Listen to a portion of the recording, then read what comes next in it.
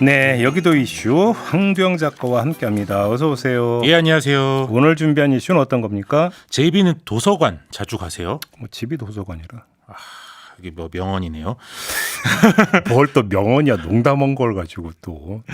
저는 이제 사놓고 안 읽은 책이 워낙 많아서 사실 생각만큼 자주 가지는 못하는데요.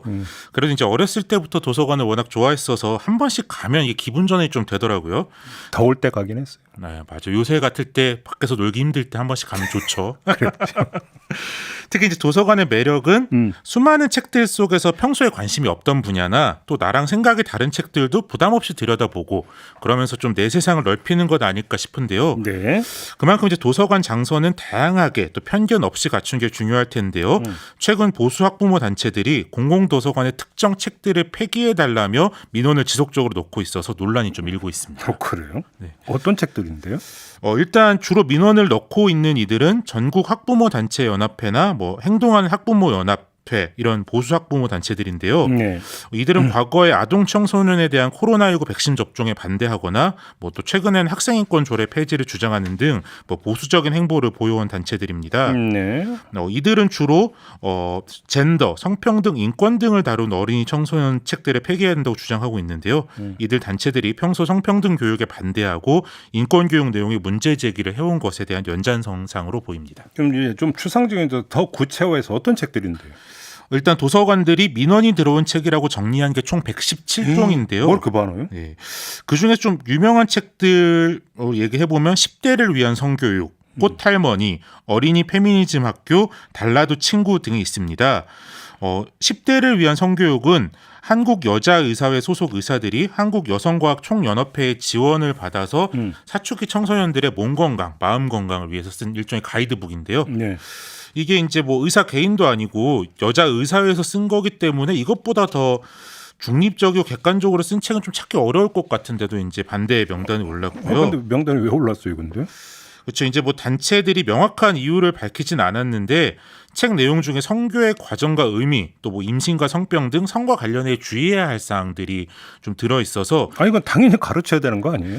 뭐 단체들이 보기엔 이게 청소년들의 성관계를 부추긴다. 뭐 아이고. 그렇게 본 것 같고요. 또 이제 허은미 작가의 달라도 친구라는 책은 뭐 성격, 외모, 취향, 장애, 또 가족 구성이나 인종 등으로 각각 다른 아이들이 등장해서 나와 다른 사람들의 이야기를 들려주는 동화책인데요. 이 교과서에도 수록된 작품인데도 불구하고 금서로 지정해달라 그런 요청이 들어오고 있습니다. 그럼 요즘 또 너는 다리 밑에서 주사 와서 이렇게 가르쳐야 된다는 얘기입니까? 그러게요, 참. 아니 그 꽃할머니란 책도 지금 그러니까 이 명단에 포함됐다고 말씀해 주셨잖아요. 예, 근데 예. 이거 위안부 할머니에 대한 책 아니에요?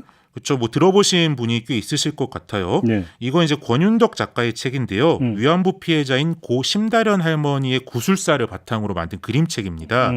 이게 이제 아시아의 평화를 위해 한중일 작가들이 함께 어린이 책을 만들어 보자 이런 기획하에 만들어진 책 중 일부인데요. 이제 물론 할머니들의 사연이 뭐 어린이들한테는 좀 충격을 줄 수는 있겠는데 이게 과연 그런 이유에서 폐기해 달라는 건지가 좀 의심스럽죠. 일부에서는 이제 보수 학부모 단체들이 보수 세력이 싫어할 만한 어린이 책은 몽땅 일단 민원의 대상으로 넣는 것 아니냐 그런 이야기들도 나오고 있습니다. 아니 근데 이 민원 대상을 각 개별 도서관을 상대로 지금 이렇게 민원을 넣고 있는 거예요? 그렇죠. 이제 개별 도서관들 입장에서는 이걸 판단하거나 대응하기가 쉽지가 않죠. 네. 굉장히 힘든데요. 이게 누가 봐도 청소년들한테 유의할 수 있는 책을 민원을 넣는 게 아니라 애초에 청소년들이 읽으라고 나온 책들 그렇죠. 또 심지어 공신력 있는 곳에서 권장하는 책들을 자꾸 민원의 대상으로 넣다 보니까 도서관들로서도 이거를 대응하기가 쉽지 않은 상황인데요. 그래서 도서관들은 최근 이 도서 출판물 117종의 유해성 여부를 심의해달라면서 간행물윤리위원회에 의뢰를 했고요. 네. 또 별도로 출판사들의 단체인 대한출판문화협회에도 공문을 보내 의견을 요청을 했습니다. 네. 이제 뭐 도서관 자체에서 이거를 판단을 할 수 없다 보니까 좀 외부에서 기준을 잡아달라 이런 고육책을 찾은 거죠. 그러면 간행물윤리위원회 이런 데서 답변은 나온 겁니까?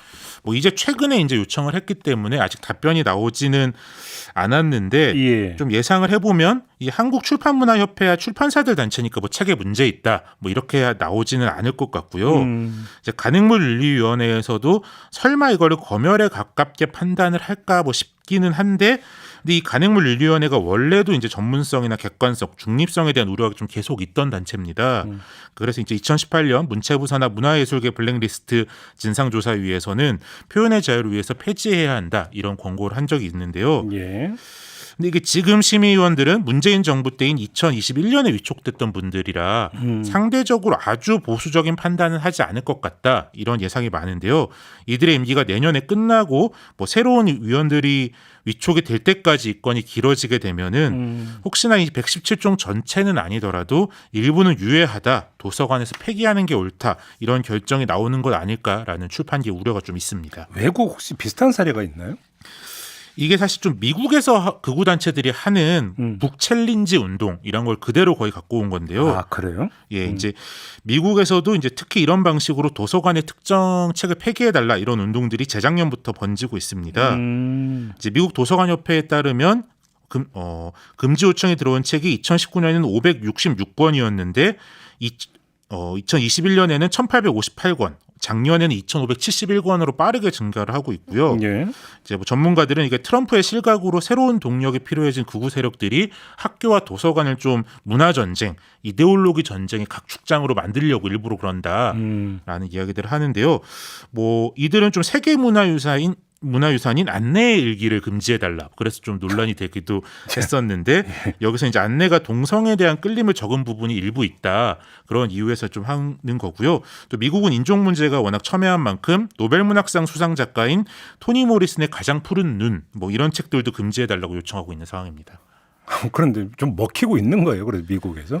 이게 처음에는 극우 단체들이나 개인의 민원이었는데 공화당이 집권한 몇 개의 주들을 중심으로 실제 좀 행정 조치까지 이어지고 있어서 좀 논란인데요. 그래요?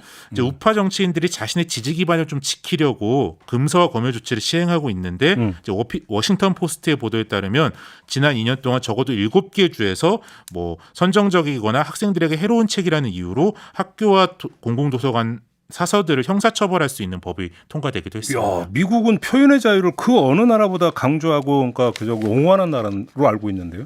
그렇죠. 근데 실제 이제 미국 도서관 협회가 실시한 설문조사에 따르면 뭐 대다수의 유권자들은 공공도서관에서 특정 도서를 금지하는 것을 반대한다. 내가 공화당 지지자인 사람들도 또 뭐 70%가 반대한다 이렇게 답을 했는데요. 그렇기 때문에 미국 국민들의 다수의 뜻은 아니지만 뭐 일부의 극단적인 사람들이 강한 주장을 하니까 정치인들이 거기 좀 동조를 하고 있는 상황인데 네, 알겠습니다. 우리나라에서도 윤석열 정부가 또 이렇게 극단적인 주장에 너무 휩쓸리는 것 아니냐 그런 우려들이 계속 나오고 있어서 이게 뭐 남이 얘기가 아니다. 그런 뭐 얘기들도 좀 들립니다. 아직까지 그렇다고 정부 차원에서 조치가 나온 건 아니죠. 예. 알겠습니다. 자, 이렇게 마무리하겠습니다. 황두영 작가와 함께했습니다. 고맙습니다. 예, 감사합니다.